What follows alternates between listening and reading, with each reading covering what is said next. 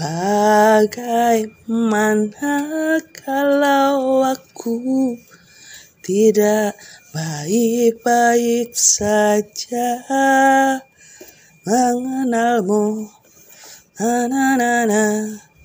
Bagaimana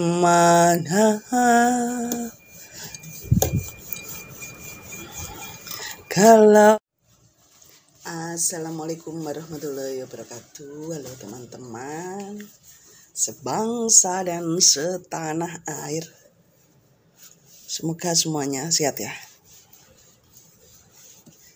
Ditemani rintik-rintik hujan yang sudah mulai membasahi bumi.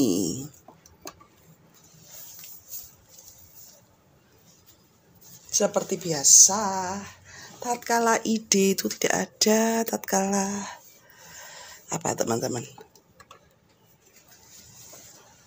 Tatkala outdoor sedang tidak bersahabat, maka yang paling mudah adalah, memang ada ya di dunia ini orang yang membuat konten aneh seperti saya. Apakah ada? Pasti ya ada ya teman-teman ya. Di dunia ini kan isinya macam-macam ya. Jadi dari A sampai Z semuanya itu ada ya teman-teman ya.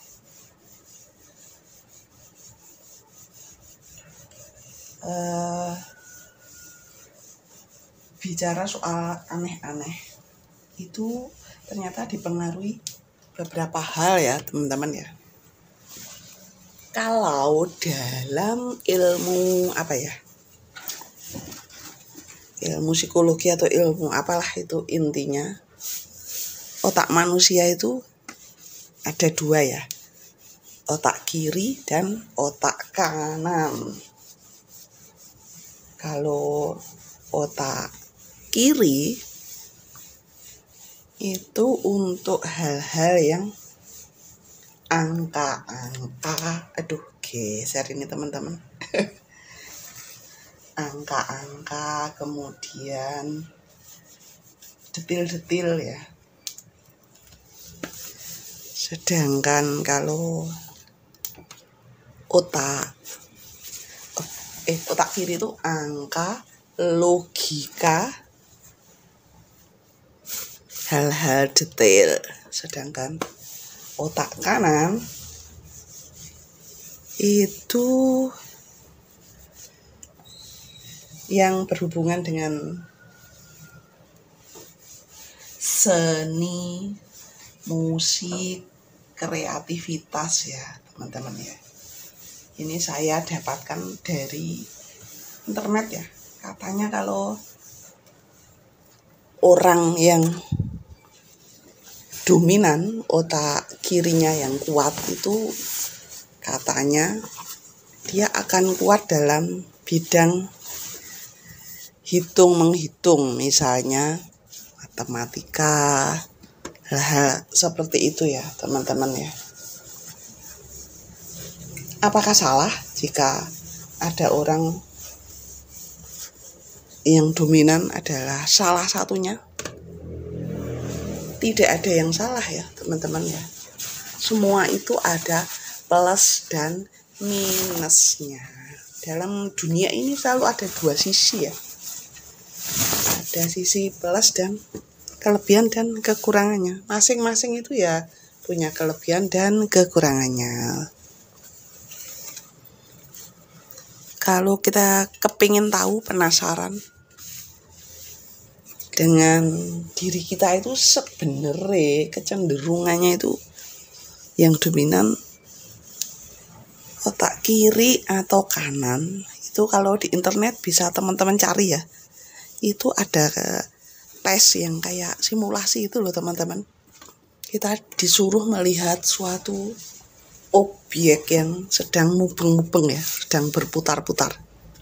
Jika kita melihatnya itu seakan-akan dia searah dengan jarum jam, berarti itu yang dominan otak kanan kita. Kemudian jika kita melihat objek yang muter-muter tadi, seakan-akan arah berputarnya itu berlawanan dengan jarum jam. Katanya itu artinya dia yang dominan adalah otak kirinya. Akan tetapi memang ada orang-orang tertentu yang seimbang ya teman-teman, antara kiri dan kanan itu seimbang. Jadi kalau dia perhatikan dengan seksama, itu dia bisa membedakan. Dan kadang-kadang yang arahnya searah jarum jam, tapi juga kadang-kadang tidak. Ya seperti itu teman-teman. Memang tiap orang kan berbeda-beda. Katanya kalau yang dominan otak kiri itu ingatan jangka pendeknya itu kuat. Katanya loh ya, nanti bisa di cross check di internet. Kalau yang dominan otak kanannya, ingatan jangka panjangnya yang kuat. Nggak tahu ya mendefinisikan itu apakah artinya kalau menghafal pelajaran, misalnya sistem kebut semalam itu menang otak kiri, kurang tahu ya. Hanya sekilas. Tapi apapun itu kita harus tetap bersyukur. Yang penting kita masih punya otak ya teman-teman. Harus selalu semangat. Memang dunia itu harus seperti itu. Itu nanti kan ada namanya itu beragam jenis pekerjaan ya. Jadi ada orang yang kerjaannya jadi ilmuwan, ada orang yang kerjaannya jadi penyanyi, jadi entertain. Karena dia dominan otak kanan, maka biasanya kreativitasnya itu lebih tinggi ya daripada orang yang didominasi otak kiri ya teman-teman ya. Dan ternyata saya sudah dapat satu baju, akan tetapi kelihatannya kok kameranya kabur. Apakah demikian? Kita lihat saja.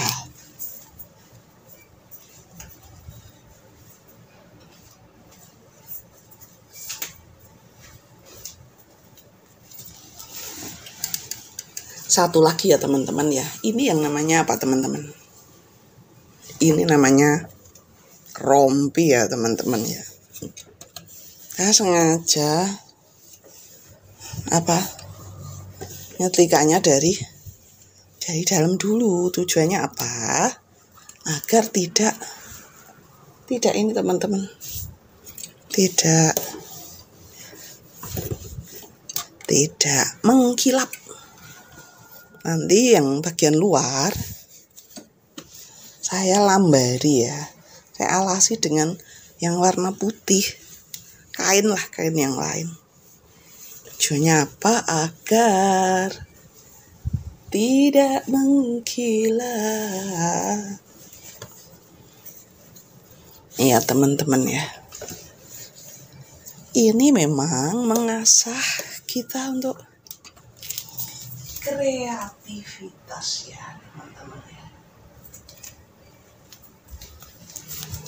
Bagaimana kalau aku tidak baik-baik saja mengenalmu.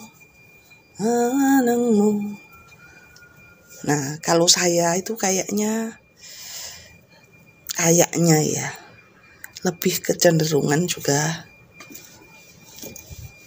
otak kanan ya teman-teman ya, kayaknya sih ya. Ya menghitung bisa tapi pelan-pelan. Bagaimana kalau aku tidak baik-baik saja mengenalmu.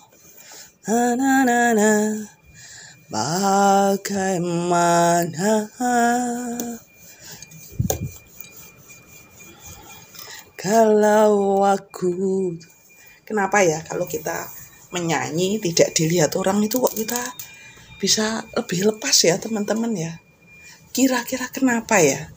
Apakah ketika kita dilihat orang itu membuat kita tidak begitu lepas dan rileks ya, sehingga kita ambil nadanya masuk pertama kali itu kayak nggak pas ya, karena ada perasaan apa sih ya,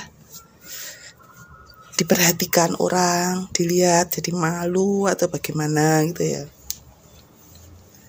Dunia ini panggung sandiwara, ceritanya mudah berubah. Kalau nggak dilihat orang kayak bisa rileks. Tapi namanya menyanyi di panggung kok nggak pengen dilihat orang itu ya gimana dong. Nanti kan juga nggak dapat tanggapan ya kalau dia penyanyi. Memang tujuannya kan menghibur ya teman-teman. Kalau nggak kepingin dilihat orang, nyanyinya di kamar mandi saja. Bagaimana kalau aku tidak baik-baik saja? Sebenarnya kalau saya ini suaranya itu apa sih ya? Cocoknya lagu lambat kali ya.